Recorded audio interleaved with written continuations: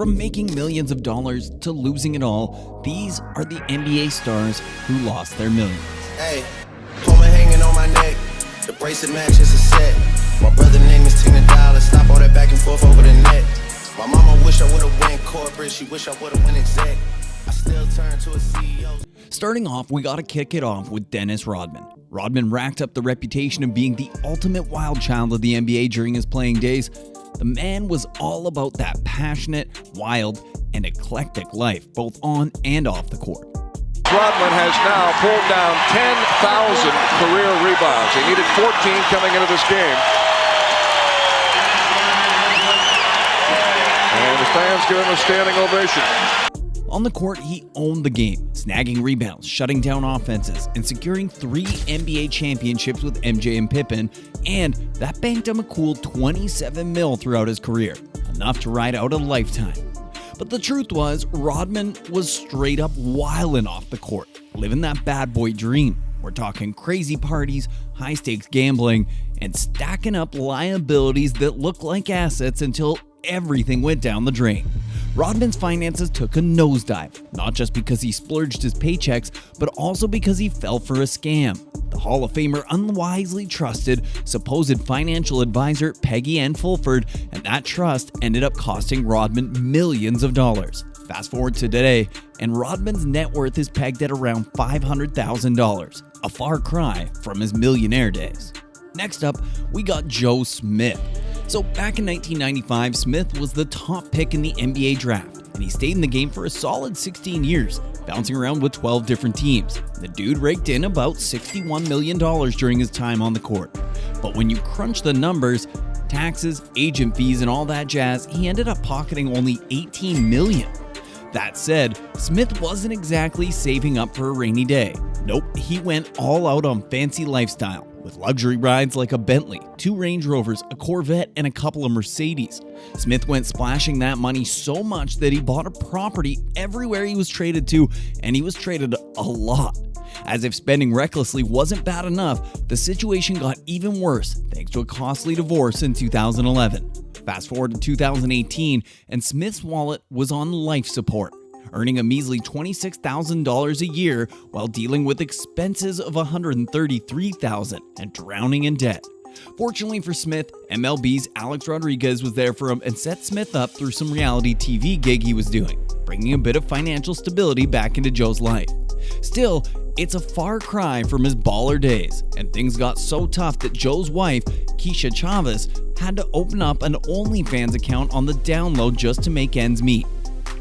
But as crazy as that was, we gotta talk about Antoine Walker, because he made upwards of $100 million but has little to nothing to show for it today.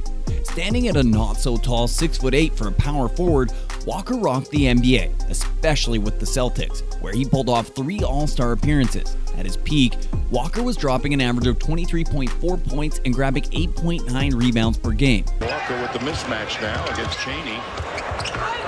6'11", you don't want to shoot Oh, and let's not forget his key role in the 2006 Miami Heat squad that snatched an NBA title, all of which helped him rake in over $105 million throughout his career. But just 2 years after Walker retired, he hit rock bottom. In 2010, Walker filed for bankruptcy and went to rock bottom in a blink of an eye.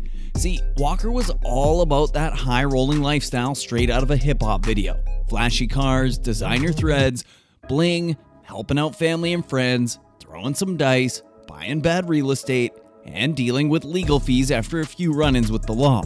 It all added up, and bankruptcy knocked on his door. But Walker seemed to dig himself out of the hole and is currently doing well, with an estimated net worth of $3 million. That said, we also got to talk about Latrell Sprewell. Sprewell was one hell of a basketball player, especially in his early days with the Warriors and the Knicks. Sprewell made 4 NBA All-Star appearances and was a consistent 20-point threat every night. Sprewell for a 10-point lead, their largest of the game. 5. Celtics continue to swarm on the D. Latrell. But here's the twist. His temper was as explosive as his game, especially the infamous choking of his head coach, PJ Carlesimo. Despite the drama, Sprewell still banked nearly $100 million in his hoops career, and even after the whole choking scandal, he kept playing in the NBA, and there's this crazy moment when he turned down a $21 million contract extension with the Timberwolves in 2004, saying, "I got a family to feed." But the truth is, that move turned out to be a massive mistake, and he never signed another contract after the 2005 season. Man, Sprewell was living the high life, rolling in with the kind of stuff most of us only dream about. We're talking about a Rolls-Royce Phantom, a customized Lamborghini Diablo, a Maybach, and a freaking 70-foot yacht named Milwaukee's Best. He had it all, soaking in the luxury. But just 3 years after hanging up his jersey, Sprewell went from ballin' to losing it all. In 2008, federal marshals swooped in and seized his yacht because he couldn't keep up with the payments. Not just that, 3 of his homes hit the foreclosure list. And if that wasn't enough drama, he was in legal battles with his wife, dealing with unpaid taxes, a whole mess that ended up wiping out every bit of his hard-earned cash and savings and leaving him with little to nothing. Next up, let's talk about Vin Baker. Baker kicked off his NBA career with the Milwaukee Bucks and quickly became an all-star. At the peak of his career, he was dropping 21 points per game and snagging at least 10 boards, and it all led to the 3 all-star appearances in Milwaukee. Court right, challenged by Chris Webber. Sends it in low on the post up to Gary, doubled outside of Vinny, an 18-footer away, splash. Oh yeah, he's got to put the ball in the... And another one in his first season with the Supersonics. And get this, all that ballin' led to him raking in over $97 million in his career. But, and there's always a but, Baker had some real struggles off the court. He battled big time with alcoholism, addiction, and substance abuse. It hit him hard, not to mention some not so smart financial moves that cost him a ton of money.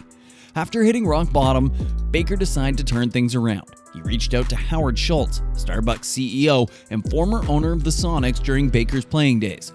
Schultz threw him a lifeline, and Baker landed a gig managing a Starbucks in his home state of Connecticut. From there, he got back on his feet and currently serves as an assistant coach for the team that drafted him, the Milwaukee Bucks. And there you have it, the lowdown on 5 NBA stars who went from ballin' to losing it all. If you enjoyed the video, show some love with a like, and don't forget to smash that subscribe button for more juicy videos.